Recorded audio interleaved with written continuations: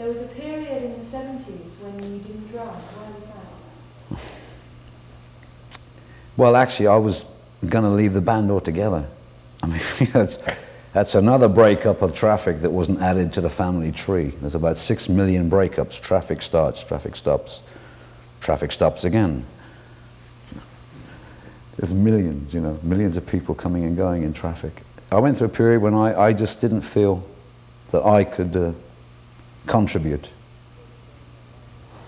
And it's very strange how life works, because we got other people in to play. We augmented the rhythm section. We never had a bass player. When Dave Mason left, it was a 3-piece. For years, I don't know how we did it, but it was only sax, organ, and drums. We never had no bass player. And Steve used to play bass with his feet. So we thought we'd augment the group and add to the rhythm section. But at that time, I was going through a spell when I really thought I was going to just, you know, stop altogether and pack it in. And Steve said, well, why don't we just augment the band and you can, you know, play percussion.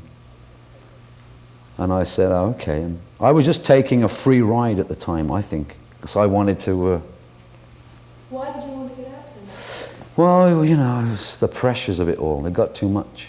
And I really wasn't feeling that I was on top of what I was doing, you know. And because it was a very intense period when you look back. I can't remember anything being so intense as that, you know, that particular period.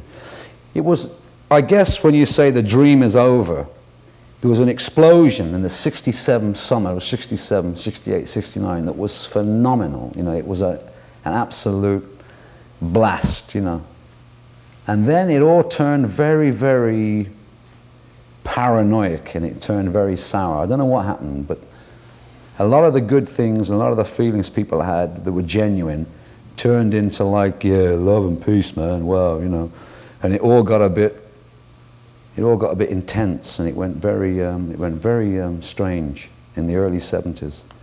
But funnily enough, just when you're at your weakest, when you feel that you really are cracking up or you can't take any more, you've got to get your head. I wrote The Low Spark of High Heel Boys, which at your weakest, you're sometimes at your strongest.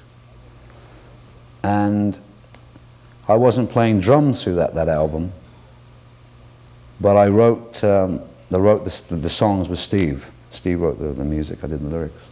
And it turned out to be the biggest silent album we ever had, you know.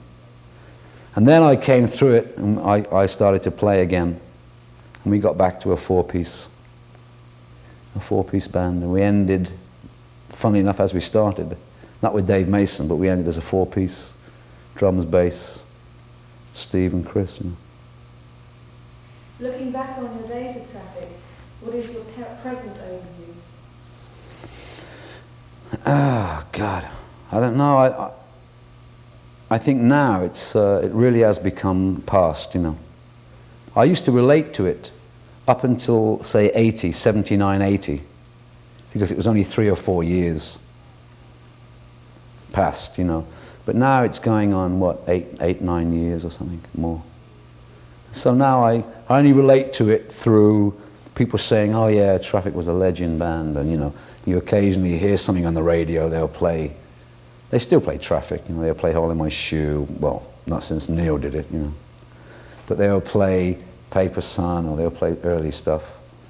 And in the States, you know, a lot of people always either tell me they remember the band or heard the band, or even younger people that never saw the band, they've picked up on it, as there's a big following for the Doors over there. The Doors are as popular now as they were practically when, you know, there's a huge cult following, you know, for, and even videos, you know. Someone said, oh, I saw your video, and I said, oh yeah, there was from Fierce Heart. They said, no, it was a Traffic video and the Doors, you know. There's clubs where they show what videos there are going around of that period. So, you know, but then I only relate to it as past. I don't feel connected as you know, as it's like that was the last thing I did. I mean, it's really become past now. bury it quietly, but very respectively. I mean, I still feel very proud that people come up and don't say, yeah, it was a good record you made, or I mean, they come up and say it was a part of my life, or traffic really influenced me, or so that's great. That's really worth it when someone says that. You really do feel complimented. It's a bit more than just having had a hit record and I saw your face on the telly, or I like what you. That's a good feeling. I think it was a really strong influence on people, more than just being a successful band. Your excellent LP Fierce Heart contained the hit Living on the Edge. Have you? Yes. And no. Yes, I guess I have. Ever since I was probably 14. But the song does not mean living on the edge of your nerves. Although, obviously, it's been interpreted that way. What it means is, well, you can take it how you like. The way I meant it was living on the edge, meaning always being right on the vital point of every act that you do and everything that you making it like vital, not just walking, half-heartedly through everything. It means being on the edge, being on the crest of the wave, on the most exciting or dangerous, as it were. Not dangerous, but controlled, Because the lyrics actually came from the Carlos Castaneda books on the teachings of Don Juan. I don't know whether you've read those. They had a great influence on me. And the track off the new album of One Man Mission, I've got a track which is directly from one of his books called Tales of Power. The line "living on the edge" and rising up on the eagle's wing came from reading passages in the book where he says, you must act always with controlled abandon. You must never be half asleep. You must always be doing everything vital. That's why in the lyrics I say running with the wind, get out of this depressing city life, or if you're feeling down, So it doesn't mean living on the edge, mean on the edge of your nerves, or pushing yourself in a bad way. It means living on the edge, but in a good way. Have I ever lived that way? Sorry? What are your current activities? At the moment, I'm writing, going to see bands, and sport, a lot of sport, What sort of sport? Football. I've nearly broken my leg. I was playing a lot of soccer in Brazil when I was there. 5 years, if you live in Brazil, it doesn't matter what sport, even if you're into dressage and ping pong, or snooker, football is, it's strong in England, but in Brazil it's like life, And I loved football before I went, because the two things that I was crazy about when I was growing up was football and music. And I was either playing football on a Saturday afternoon or playing in the matinee for the kids at the cinema with a rock band, when I was 14. So I've been trying to keep both things going. But I'm afraid the old legs. So was this one of your ambitions as a child? To be a football player. To be a football player? Who for? I'm pretty good. Fancy footwork. I used to play locally where I lived in Worcestershire, in Evesham. And I always had a great desire to be in sports. Anything with rhythm. I used to be great on in the gymnasium.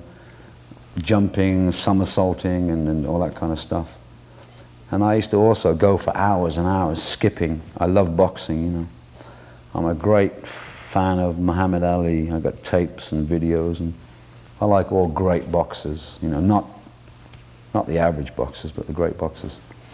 And football, of course, was, you know, that was it. And I think if I hadn't have been in music, I would have been, I mean, definitely I would have been a football player or something. We had a jam the other night in a studio in Nomis with Vitas Garolaitis, and he really knocked me out. He's a great guitar player.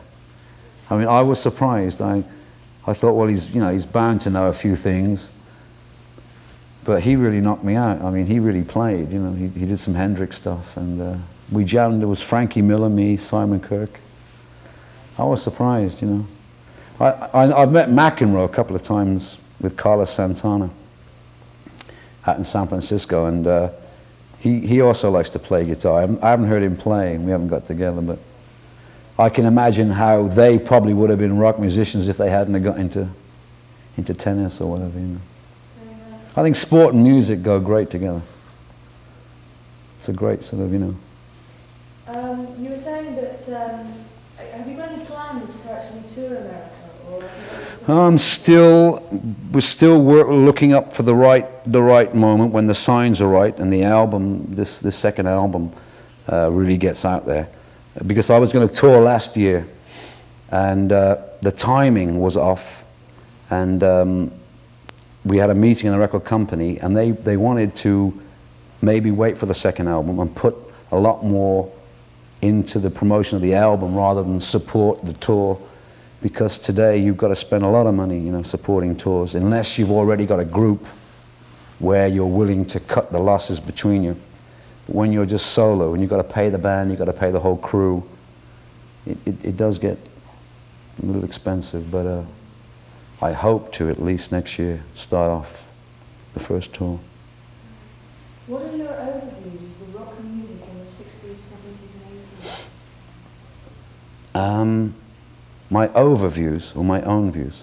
Well, your overviews, what Well, I think we should take a break right here so that I can just go to the